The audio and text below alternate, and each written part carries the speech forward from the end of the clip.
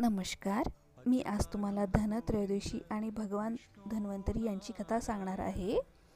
धन्वंतरी कथेनुसार देव आणि दानवांनी समुद्रमंथन केले असता अश्विन कृष्ण त्रयोदशीला म्हणजेच धनत्रयोदशीला धन्वंतरी हातात अमृतकुंभ घेऊन प्रकट झाले. ते श्री विष्णूंचा अवतार आणि आयुर्वेदाचे देव मानले जातात. त्याचमुळे याच दिवशी त्यांची जयंती साजरी करून त्यांचे पूजन केले जाते. अनेक लोक या दिवशी घरात सोने, चांदी किंवा इतर वस्तूंची खरेदी करतात, कारण असे केल्याने घरात धन, समृद्धी येते असे मानले जाते. अशा प्रकारे धन्वंतरी यांची कथा आरोग्य, आयुर्वेद आणि समृद्धी यांच्याशी जोडलेली आहे आणि या कथेमुळेच धनत्रयोदशीला विशेष महत्त्व प्राप्त झाले आहे. धन्यवाद.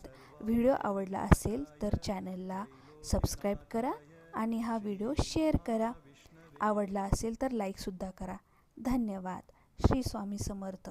धनत्रयोदशीच्या तुम्हाला खूप खूप शुभेच्छा.